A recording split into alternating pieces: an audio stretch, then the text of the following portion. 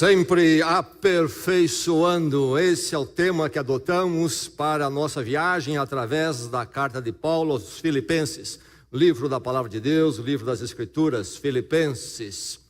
E nós vamos focar hoje no capítulo 2, do verso 1 ao verso 11, capítulo 2, 1 a 11, palavra do Senhor. Você trouxe a palavra, você vai atentar para a palavra. Nós viemos aqui para o quê? Não para admirarmos, olharmos alguém, um ser humano fazendo as suas ginásticas, mas para ouvir a palavra. E é importante estarmos atentando para ela. Você está atentando dia a dia na sua vida para a palavra? Você a busca, você a quer conhecê-la, ela é o alimento para a sua vida, é a luz para o seu caminho. Palavra de Deus, então, é o nosso objetivo, é nosso alvo, e só a palavra de Deus queremos ouvir. Hoje, então, no capítulo 2, no verso 1 ao verso 11, Filipenses, sempre aperfeiçoando. Um verso nesta carta, neste livro, que expressa bem esse tema, é o verso 12 no capítulo 3. Capítulo 3, verso 12, vamos ler juntos, vamos nos ministrar mutuamente nessa leitura. Então, juntos: não que eu já tenha obtido tudo isso, ou tenha sido aperfeiçoado, mas prossigo para alcançá-lo, pois para isso também fui alcançado por Cristo Jesus.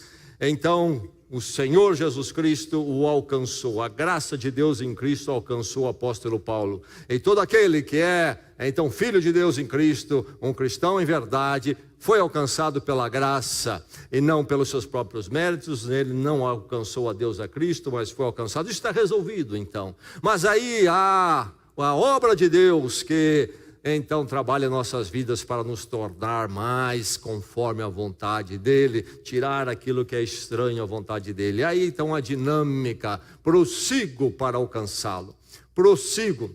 A vida cristã é dinâmica e não estática, sempre aperfeiçoando. E entendendo isto e focando assim, vamos ouvir então versos 1 a 11 no capítulo 2. E que a palavra de Deus então nos aperfeiçoe, nos leve para frente.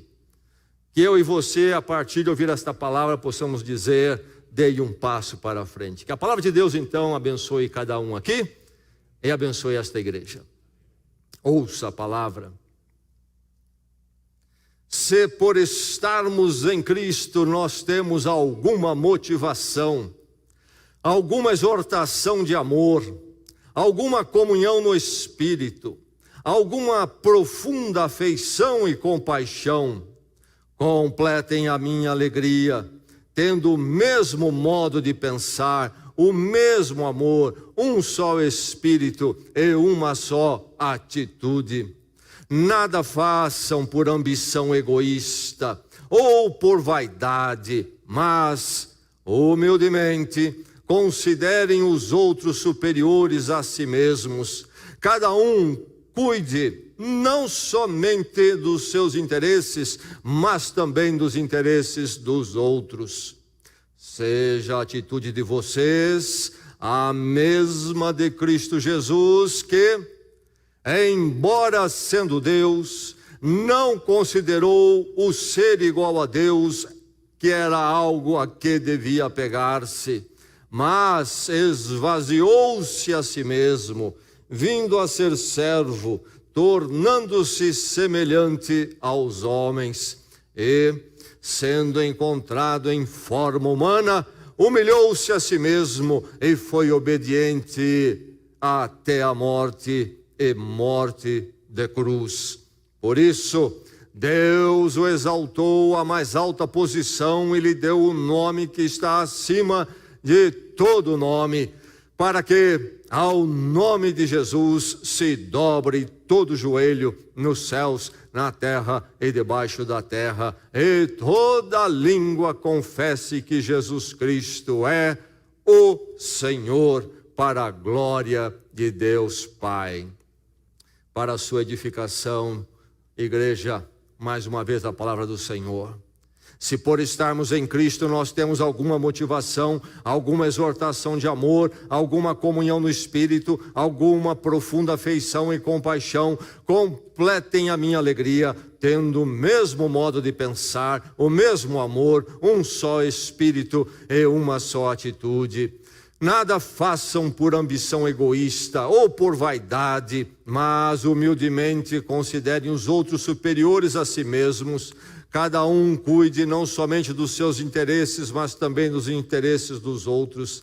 Seja a atitude de vocês a mesma de Cristo Jesus, que, embora sendo Deus, não considerou que o ser igual a Deus era algo a que devia apegar-se, mas esvaziou-se a si mesmo, vindo a ser servo, tornando-se semelhante aos homens, e sendo encontrado em forma humana, humilhou-se a si mesmo e foi obediente até a morte, e morte de cruz.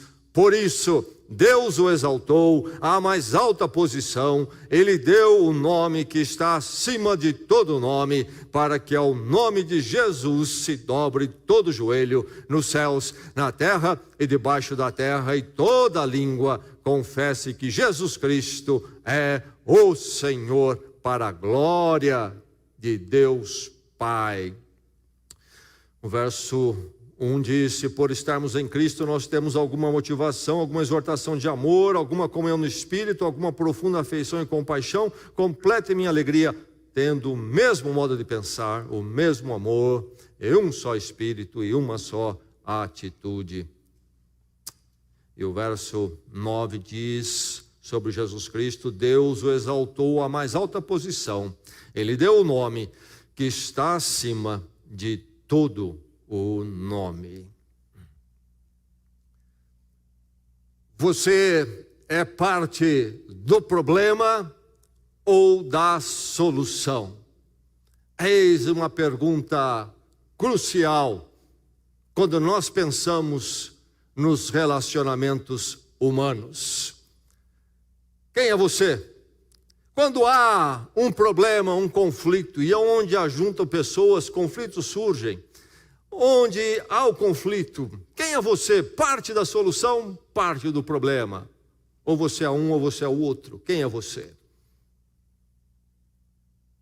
Quando há situação de discórdia, você é parte da solução ou parte do problema?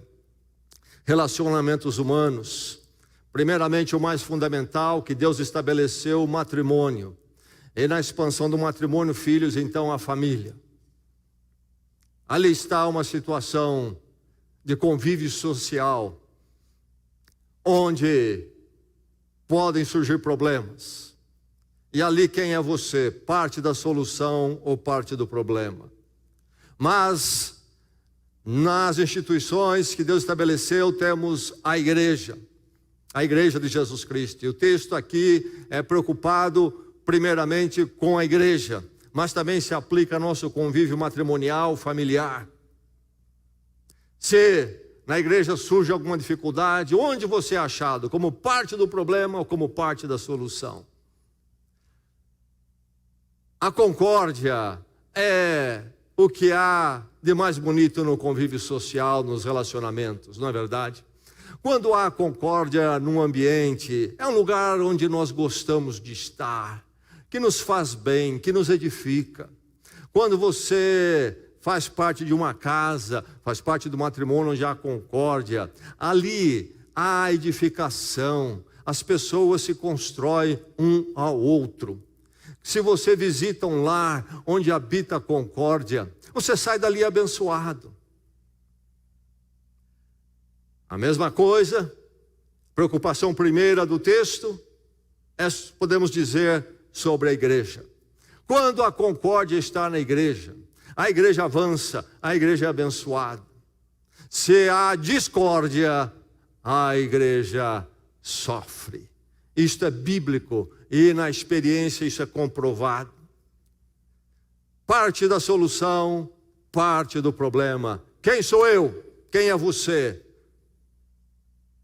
Aqui está o texto preocupado com isto. E a palavra de Deus vem nesta noite fazer um convite, ou melhor ainda, trazer uma exortação ao seu coração. A palavra de Deus diz: faça parte da concórdia. Não faça parte da discórdia. Eis o chamado da palavra de Deus, porque a palavra de Deus deseja o melhor para mim e para você. A obra de Deus em Cristo vem para nos abençoar. A concórdia nos abençoa, não é verdade? A discórdia nos amaldiçoa, não é verdade? Deus não quer a discórdia para nós, para nossas casas, nossas igrejas, ou nossa igreja em particular. Quem é você? Parte do problema, parte da solução. Faça parte da concórdia, é a chamada palavra de Deus. Mas como posso eu fazer parte da concórdia? Tantas vezes os conflitos aparecem, sementes de discórdia brotam aqui e ali. É possível eu fazer parte da concórdia? É possível ser conhecido como um agente da concórdia e não um agente da discórdia? Sim, a palavra de Deus diz que sim. Deus tem nos dado recursos. E aqui está o apóstolo Paulo no verso 1, apresentando esses recursos. Recursos que são nos dados. Então não da nossa própria força, mas daquilo que Deus nos dá, é que nós partimos para sermos agentes da concórdia na igreja do Senhor, nos nossos lares também. Aqui no verso 1 ele começa com uma palavrinha se, o condicional. E nós usamos o condicional de forma mais comum, no sentido de algo que pode ser e pode não ser. E quando nós lemos esse texto, temos que tomar cuidado que não é esta função deste se, desta partícula aqui. Há outras formas de usar o se. Na língua original que foi escrito esse texto, a língua do grego antigo, há ali algumas formas de se usar o se. Nós também temos. Nem sempre se, quando nós usamos esse condicional, quer dizer que algo pode ser, pode não ser. Por exemplo, talvez alguém disse aí, alguém de vocês disse na sua casa: se hoje é domingo eu vou à igreja. Este uso do ser não é, será que hoje é domingo ou hoje não é domingo? Você está dizendo o seguinte: desde que hoje é domingo eu vou à igreja. É um outro uso para o ser que se faz e a gramática identifica. E é este o uso do apóstolo Paulo aqui de ser. Então, aqui na verdade seria desde que,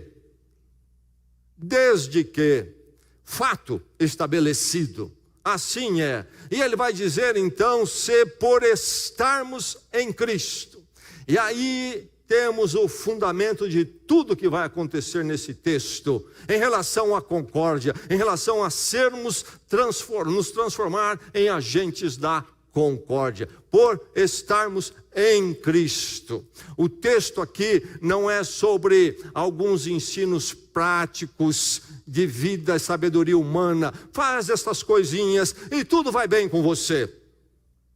Esse texto não é sobre uma psicologia pop de como melhorar a família, melhorar a igreja, os relacionamentos sociais. Não, esse texto, o ensino precioso que temos aqui é algo sobrenatural, envolve o estarmos em Cristo. E como é que nós estamos em Cristo, segundo a palavra, o Evangelho? Primeiramente, eu preciso chegar àquele momento quando no meu coração vem uma convicção, um peso profundo de que eu realmente sou um pecador, devedor diante de Deus, que meu coração não caminha com Deus.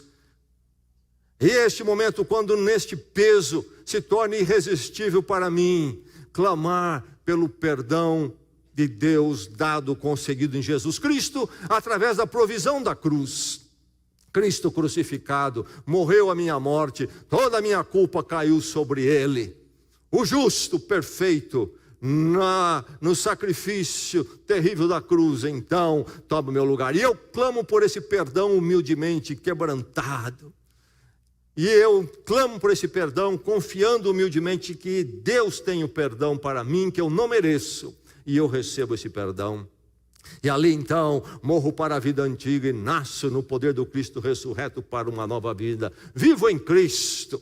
Vivo em Cristo, estou em Cristo, não estou no mundo, na mentalidade do mundo, mas em Cristo, sou uma nova criatura. Um momento maravilhoso que muda tudo na vida da pessoa, o estar em Cristo. Vivo com Deus a vida nova, agora e para todos sempre. Com Deus, para Deus, em Cristo, agora e para todos sempre. A chamada vida eterna começa já se eu estou em Cristo. Então esse texto é um texto para aqueles que estão em Cristo. E se você não está aqui nesta noite, você possa vir estar. Chegue este momento de virada, quando então um verdadeiro novo começo no poder de Deus, na graça em Cristo, começa na sua vida. Um viver segundo Ele, para Ele.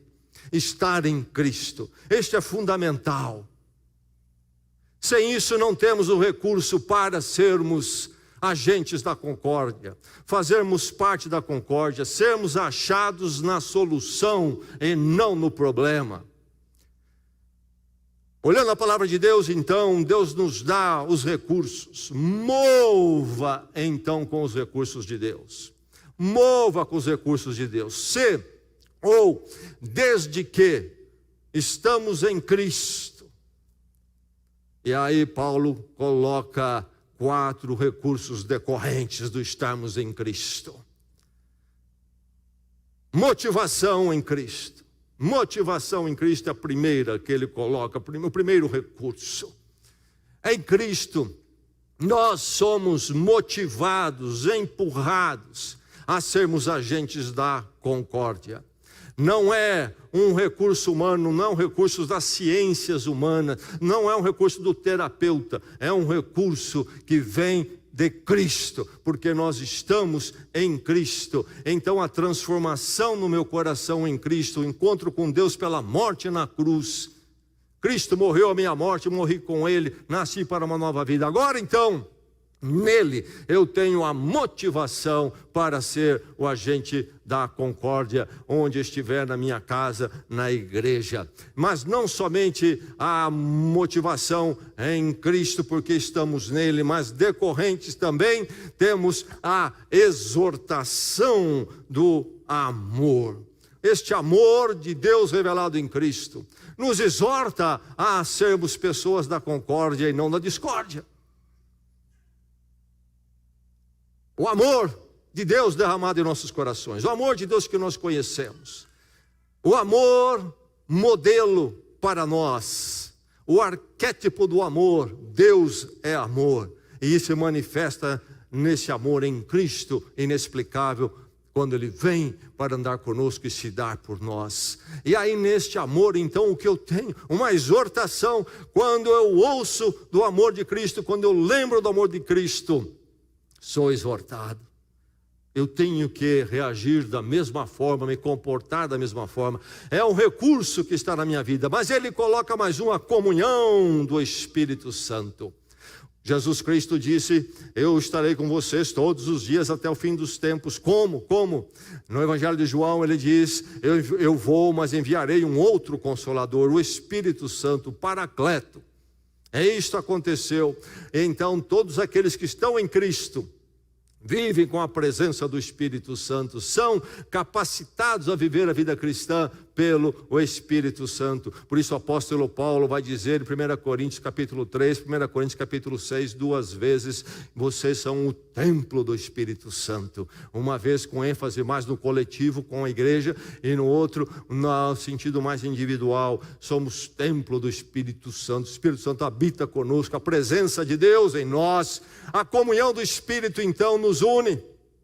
A comunhão do Espírito nos entrelaça. Recurso para a concórdia e não para a discórdia. Precisamos nos mover nesses recursos: a motivação em Cristo, a exortação no amor, a comunhão do Espírito. E aí brota de tudo isto também este recurso da afeição e compaixão. Em nós há de nascer a afeição e a compaixão, que é resultado deste amor, do estarmos em Cristo, da comunhão no Espírito Santo. Isto então se manifesta em nós. Recursos. Eu e você não precisamos ser agentes da discórdia, sermos sempre parte do problema. Nós podemos fazer parte da concórdia, sermos sempre achados como parte da solução, porque nós podemos nos mover nessa direção, nos recursos que Deus nos dá. Você é parte da concórdia, você faz parte da concórdia, meu irmão, minha irmã. Lá na sua casa, aqui na igreja, você faz parte da concórdia ou da discórdia. Aqueles que se especializam na discórdia, não é verdade? Como eu gosto de uma discórdia. Tem uma ali que me chama que eu vou ajudar a piorar tudo lá. É meu prazer fazer a discórdia. Como eu gosto desse negócio. A gente parece que se especializa. É um instrumento do diabo.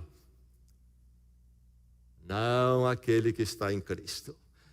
Esse é aquele que faz parte da concórdia. E como é agradável a concórdia. Você chega numa igreja onde você sente a concórdia em Cristo, nesses recursos todos. Como abençoa, como um ambiente abençoador. E ali você é edificado, você quer estar ali.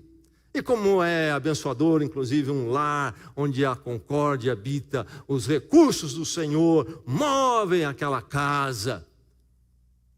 Faça parte da concórdia. Você faz parte da concórdia, meu irmão, minha irmã? Você faz parte da concórdia? Aí estão os recursos. E quando esses recursos estão em nós, então estamos em Cristo. E isto então muda todo o nosso interior, nossa realidade íntima, que então vai se manifestar no exterior, em atitudes, de uma forma prática. E o apóstolo Paulo, do verso 2 ao verso 4, vai falar destas consequências. Uma vez os recursos estando em mim, consequentemente, minhas atitudes vão manifestar isto. Versos 2 a 4. A palavra de Deus os chama para fazer parte da concórdia, adotando as atitudes que são coerentes com o estar em Cristo e ter aqueles recursos. Adote, meu irmão, essas atitudes. Ele diz, tenha o mesmo modo de pensar. Verso 2. Tenha o mesmo modo de pensar. Quando nós falamos em pensar, logo nós focamos no racionalismo, quem sabe, ou na razão, se preferirmos. É apenas uma questão de organizar logicamente as coisas. Mas os tradutores traduziram por pensar aqui, mas é uma palavra mais abrangente no original. É sim meu pensar, sim, mas é também minhas emoções e é também minha volição. Isto é todo o meu modo de ser. Todo o meu modo de ser. Então que o nosso modo de ser seja o mesmo. Mas a ideia envolve mais. Nós somos individualidades, Deus nos criou assim. Temos nossas perspectivas finitas e por isso nossas perspectivas podem variar, até conflitar. Nós vemos um lado, outro vê outro lado. Além disso, nós somos criaturas caídas, marcadas pelo mal, estamos ainda sendo aperfeiçoados pelo Senhor Jesus. E muitas vezes nós temos nossas tendências. Nem sempre tendências corretas. Enfim, aí estamos nós, na nossa variedade de opinião. Esse pensar envolve todo aquilo que eu sou, mas no sentido de ser voltado para perseguir, ir atrás de um alvo maior, o bem supremo, então a vontade de Deus em Cristo. E isto quer dizer ter o mesmo modo de pensar. O mesmo modo de pensar. Quando nós então levamos todo o nosso ser persegue o mesmo alvo superior. Este ser aperfeiçoado em Cristo Jesus. Adote então as atitudes, meu irmão, que você seja achado como aquela pessoa que está buscando mais e mais fazer a vontade de Deus, e todos nós fazendo a mesma coisa. Harmonia. Como é que podemos experimentar a harmonia? Bem, eu vou chegar mais perto de você, vou tentar me entender com você. Mas se for apenas nessa ilustração, onde eu me movo na sua direção e você na minha, é algo muito humano. E isto não vai dar muito certo, não vai ter o sucesso. Lembre-se que é preciso estar em Cristo. Então este pensar que é o meu ser, na minha volição, minhas emoções, nas minhas concatenações de todo o meu ser, se movendo para um bem supremo, então aquilo que Deus tem para mim, pode ser ilustrado de forma diferente. Não eu me mover na sua direção, nem você a minha, porque nenhum de nós é o centro das coisas. E aí já a harmonia começa a ficar complicada. Qual a ilustração que podemos usar para entendermos melhor? Como é que a harmonia do estar em Cristo acontece? Quando a Bíblia nos chama a harmonia, a sermos um, de que forma? Vamos pensar na roda de uma bicicleta. Você tem a roda com o pneu, e você tem os aros. E no meio o centro, que é o eixo.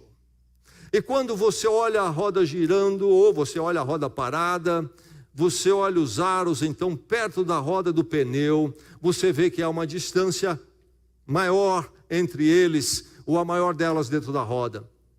Mas se você segue ali, então, o raio chegando até o centro, o que acontece? Todos os raios começam a ficar mais próximos, deixam a distância até que tocam um ao outro. Eu e você precisamos estar caminhando não na direção um do outro, mas na direção do Senhor. E quando nós caminhamos na direção do Senhor, Ele é a nossa conexão. A comunhão do Espírito Santo, de que Ele já falou. E quanto mais perto de Cristo eu e você estiver, mais perto estaremos um do outro. Então, na mediação, na ação de Deus em Cristo e não da nossa ação humana, eu e você vamos produzir a harmonia que nós queremos aqui. O coração humano é terrível, não consegue. Somente nos aproximando de Cristo, o mesmo modo de pensar. Que haja em mim e em você essa atitude de, então, buscar, perseguir, aproximar-se de Cristo e então juntos nos aproximando. E Ele vai insistir, então, que devemos ter o mesmo amor, o mesmo amor. E Ele vai dizer sobre o que? Um só Espírito, uma só atitude. Todas as atitudes aqui, então, de harmonia, concórdia. Atitudes de concórdia e não de discórdia. Mas em seguida ele entra com um negativo. Nada façam por ambição egoísta. E aí está a luta com o nosso coração. E por isso que a verdadeira harmonia depende de estarmos em Cristo. É preciso que o nosso ego seja crucificado na cruz. Cristo morreu a minha morte. Ali eu morri pela fé com Ele. Porque Ele morreu a minha morte. O meu ego foi crucificado. Eu não vivo mais para o meu ego, a minha exaltação, mas para o Senhor, para perseguir estar mais próximo dEle, fazendo a vontade dEle. Então, a ambição egoísta precisa desaparecer, isso ser notado em nós, isso acontecer nos nossos posicionamentos como igreja, como casal, como família. Isso está acontecendo na sua vida ou não? Ambição egoísta, esta ideia sempre de projeção, de subir mais, de ser o maior e o melhor. E alguns, não conseguindo nada, já viajam nessa direção. E outros de nós vamos conseguindo alguma coisa, vamos nos tornando terríveis. E começamos a achar que nós podemos ter mais e mais e sermos de toda importância. E é preciso vigiar o coração. Por isso que a palavra de Deus fala, e fala porque eu e você precisamos ouvir. Nada façam por ambição egoísta, e nem vaidade, Então a vaidade, a ambição pela reputação, por ser o maior, o melhor, onde eu estou, onde eu circulo. E isso infelizmente às vezes acontece na própria igreja de Jesus Cristo. E quantas vezes dentro da própria casa. E então não há concórdia, mas há discórdia, porque há alguém ali movido totalmente pelo egocentrismo. Ele quer ser o centro das coisas, e é preciso estar em Cristo, que então arrebenta isto aí, e possamos então sermos agentes da concórdia. Coisas que matam a concórdia, a harmonia no lar, na igreja, a ambição egoísta, a vaidade pessoal, querer ser o maior. E em seguida ele introduz então esta conjunção pequenina, mas, ao contrário, nada façam por ambição egoísta e vaidade, mas ao contrário, façam o quê? Humildemente. E aí surge esta palavra, humildade. Humildemente. O nosso drama. Somente se passarmos pela cruz, estivermos em Cristo, conseguimos caminhar na humildade. E a humildade é algo tão sublime que ela nem pode ser o foco da nossa contemplação, porque facilmente deixa de ser humildade, não é verdade? Na hora em que a pessoa diz, eu sou humilde, parece que ela já perdeu ali a humildade. Conta a história de um pastor que era muito humilde, muito. Era tão humilde, tão exemplo de humildade, que um dia a igreja resolveu reconhecê-lo. E deram a ele uma placa até comemorativa, o pastor mais humilde. E dizem que o pastor recebeu a placa no domingo. Na segunda-feira a placa estava em exposição na mesa dele para quem chegasse ali. Foi embora a humildade. Humildade é algo tão sublime, tão avesso ao nosso coração à parte de Cristo Jesus. E aí estão os desastres na igreja de Jesus Cristo, os desastres nos lares, instituições que Deus criou para nos abençoar e se tornam um lugar onde o diabo nos amaldiçoa, nos fere, nos machuca, nos faz mal. Não é o plano de Deus. Mas, humildemente, ao contrário, humildemente, considerem os outros superiores. Talvez você é o superior. Você é melhor nisso, você é melhor naquilo, você faz melhor, você tem até mais capacidade. Sim, talvez é verdade. Mas aí em Cristo há a condição de você, ainda que você seja, você não se considera assim diante dos outros. E então, do lugar privilegiado onde você está, você desce. E você é um agente da concórdia. Considere os outros superiores a si mesmo. E mais, tenha o interesse dos outros em primeiro lugar. Não o seu próprio interesse. Pensar nos outros. O modelo bíblico, evangelho de Cristo. Líder pelo servir. Lembra-se da cerimônia do lava-pés, quando Jesus lava os pés dos seus discípulos? Pedro nem quer que ele lave. Ele diz, eu preciso lavar. Lavar os seus pés. Lavar os pés era uma prática social comum naqueles dias. Quando o visitante chegava, usava-se sandálias, lugares poeirentos, então um servo poderia lavar os pés do visitante.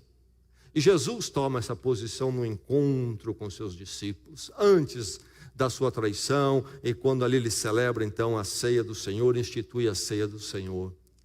Jesus se torna o grande líder, aquele que nós estamos buscando aqui hoje, séculos mais tarde. E à volta do mundo, tantos milhões fizeram assim, estão fazendo. Como que ele se torna esse líder? Servindo. O interesse dos outros. Aquilo que nós fazemos em Cristo é então focando no outro. Atitudes que devem ser achadas em mim para abençoar, para então a poder edificar, acontecer a harmonia. Tendo o mesmo modo de pensar. Nós não vamos racionalmente pensar a mesma coisa sempre sobre todos os assuntos. Surgem os assuntos práticos da vida e então nós temos muitas vezes posições diferentes. Por exemplo, se eu perguntar a vocês aqui, me digam uma letra, vocês todos não vão dizer letra A, cada um vai dizer um aqui. Isso num exemplo muito simples. E quando surge uma questão do que nós vamos fazer, como nós vamos nos comportar nesse encontro, como vamos lidar com isto aqui, Nós haveremos de ter opiniões e posições diferenciadas, e muitas vezes conflitantes. Sabe qual é o nosso problema? Quando há discórdia, seja em casa, seja na igreja, sabe qual é? Não é o problema em si. Qual é o verdadeiro problema? Como nós lidamos, tratamos o problema. Eis a questão. Eis a questão. Para dar um exemplo muito simples, depois de um ano de casado, eu creio, minha esposa um dia me chamou para uma conversa. E com jeito e firmeza ela me falou de algo que incomodava ela muito. Quando você põe a meia para lavar no cesto de roupa suja, você coloca a meia virada do avesso. Do jeito que saia do pé, ia para lá. Isso me incomoda. Você pode desvirar essa meia. Eu aprendi a lição. Eu acho que até hoje eu desviro a meia. Mas eu poderia responder diferente. E você que? Ou você sempre tem que? Primeiro ela agiu na concórdia. Havia um problema. E um problema que a incomodava. E ela tinha razão até. E ela não virou para mim e disse: você é um folgado que não faz nada direito. E já vem ofendendo, inclusive. Cara feia. Chamou para, então, em Cristo tratarmos um problema tão simples, na verdade. Um estar em Cristo. E pela graça de Deus eu respondi assim também. O problema não é o problema. Sabe que casais podem partir para um dia terrível por causa de meia virada? Você sabia disso? Não? Eu posso dizer para você até por menos. 2 agentes da discórdia, famílias de discórdia, igreja, já vi igreja com problemas por coisas tolas. Por quê?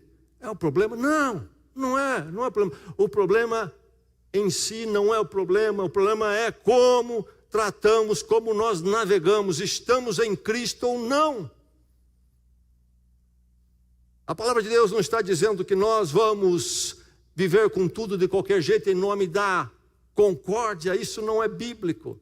A concórdia que é apresentada é do estar em Cristo. E quando não estamos em Cristo, precisamos conversar. Agentes da concórdia. É você um agente da concórdia? Faça parte da concórdia, meu irmão. Faça parte da concórdia, minha irmã. É bênção para o seu coração. Quantos anos perdidos na discórdia. Quanto desgaste. Quanto ferimento. Para que isso? Deus tem algo melhor. Não é hora de estarmos em Cristo e revermos tudo isto. E partirmos para uma condição melhor, algo mais agradável, algo que edifica a todos, não algo onde eu prevaleço, mas onde todos são edificados em Cristo, que o nosso coração possa se mover sempre para a concórdia em Cristo. Faça parte da concórdia ao chamado da palavra de Deus. Qual é o nosso modelo? Nós temos o grande modelo. Nós temos o modelo maior, o arquétipo, Jesus Cristo. Nós temos um modelo em que nos espelhar. Espelhe-se no modelo. O apóstolo Paulo começa, a partir do verso 6, a narrar algo que os entendidos, os intérpretes eruditos, dizem ser um cântico que a igreja cantou lá no primeiro século. No verso 5 ele diz: tem o mesmo sentimento que teve em Cristo Jesus, que... Aí começa o cântico que se cantava naqueles dias. Cântico não sobre eu, sobre como Deus então faz os que eu quero, me faz sentir bem, não. Sobre Jesus Cristo, a glória da pessoa dele. E ele começa dizendo sobre Jesus Cristo o quê? Sendo Deus...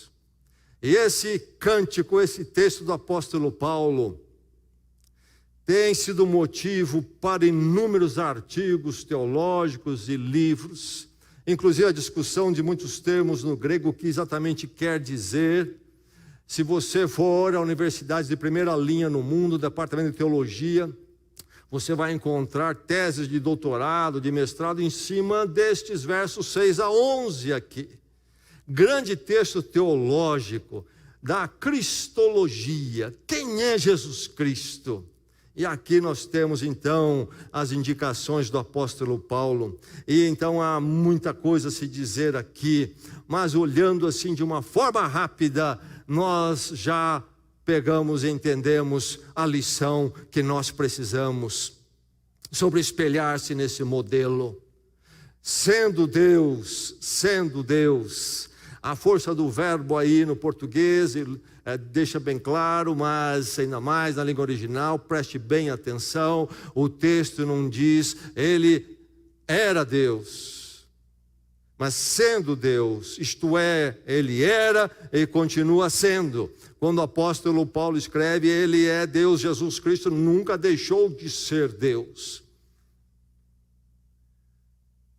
Mais literalmente no original diria subsistindo na forma de Deus.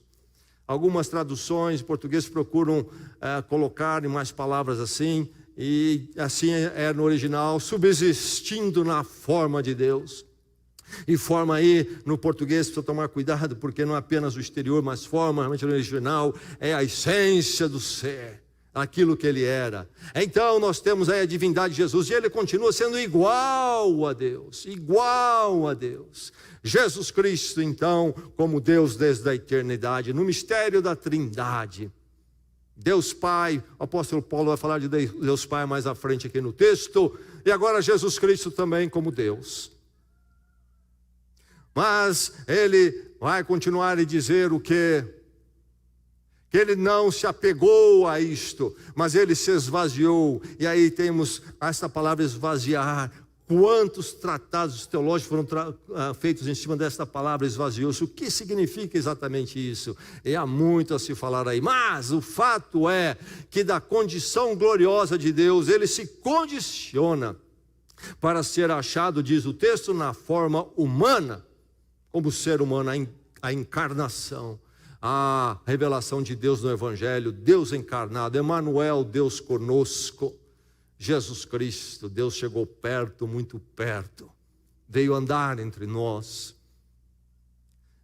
foi achado então na forma humana, como servo, diz o texto, Deus eterno achado como servo. Como que ele nos serve?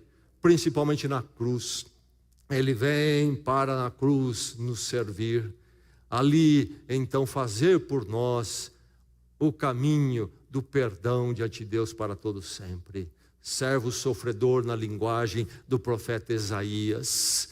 Servo sofredor. Foi achado na forma humana, tomando, então, a posição como servo. E foi até a morte, diz o texto. Foi até a morte. Jesus Cristo é o homem, o ser humano que nasceu para morrer. Foi até a morte, mas ele acrescenta em morte de cruz.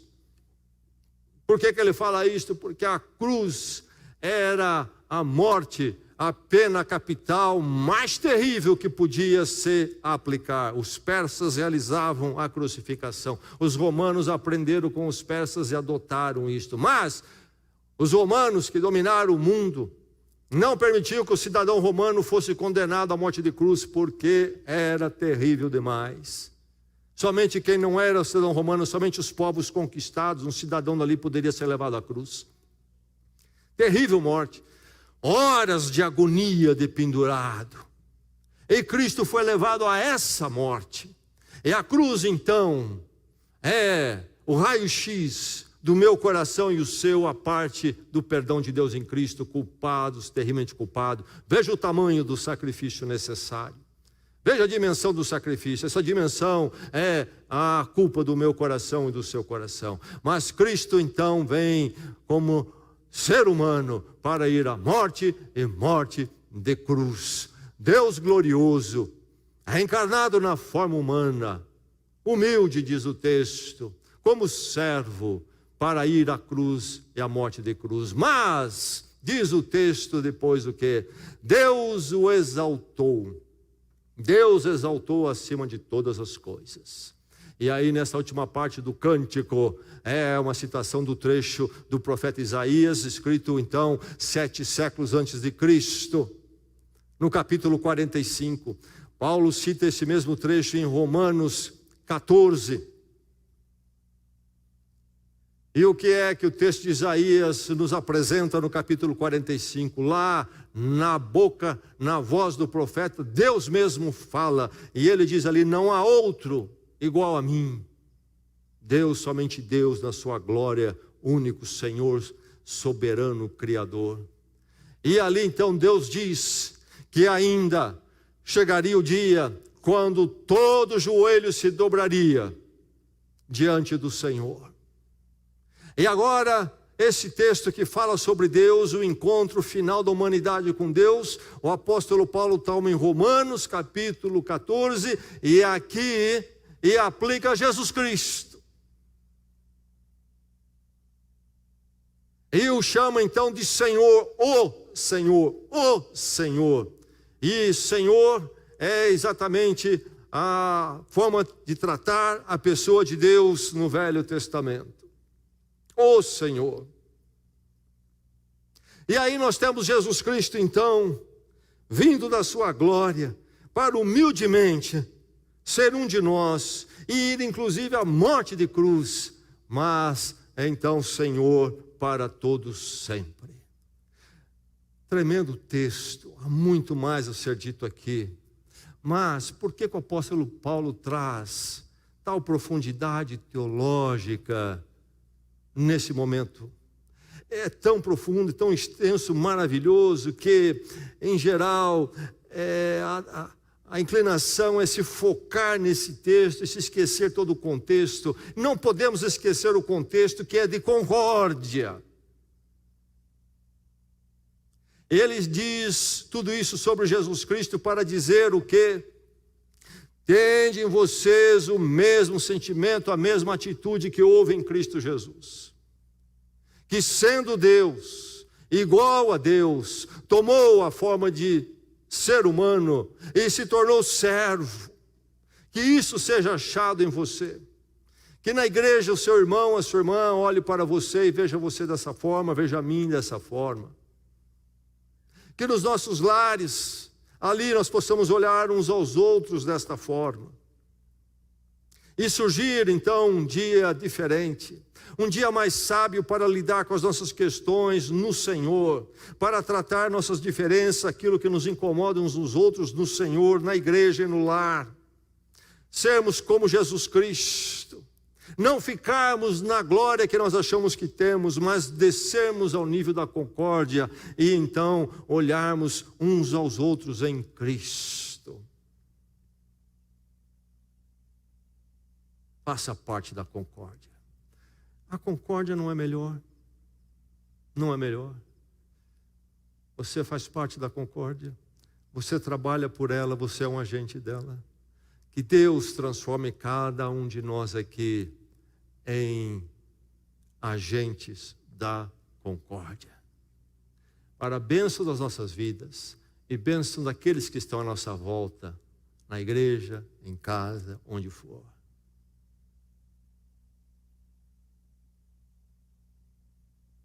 Estava eu uma vez numa casa, alguns anos atrás, e aconteceu um fato ali, que desequilibrou todo mundo, destemperou, e foi choro para tudo que é lado. E eu, visitante, fiquei desconcertado, tentando navegar naquele ambiente. Não era para ter sido aquilo. O motivo do encontro era outro. De alguma forma a coisa ali ficou difícil. Foi um dia de derrota para aquela casa. De humilhação, inclusive, na frente de visitante. E um dia de tristeza, onde ninguém foi abençoado ali naquela casa. Mas sabe, aquela família passou a estar em Cristo. E eu sei que por anos eles têm vivido uma outra experiência. Deus em Cristo pode fazer isso por nós. A igreja passou por discórdias profundas no passado. Encontrei, tempos atrás, com um membro daquela igreja e perguntei a ele, e aquela situação toda, como é que ficou? Ele disse para mim, aqueles discordantes, aqueles desarmoniosos foram embora. E uma paz, uma harmonia, uma concórdia tomou conta da nossa igreja em Cristo. E a nossa igreja tem desfrutado dessa situação, essa condição maravilhosa. E a igreja desde então tem avançado e avançado. Faça parte da concórdia. Você está precisando fazer uma revisão no seu coração à luz desse texto. Que Deus conceda a você essa condição nesta noite. Para que você seja um canal de bênção onde você estiver. O que precisa ser mudado? O que precisa ser alterado? O que é que falta? Os recursos nós temos. Nós temos o ensino como nos comportar. E Deus haverá de abençoar a sua vida, abençoar a sua casa e abençoar esta igreja também. Faça parte da concórdia. Vamos orar, vamos buscar a presença do Senhor.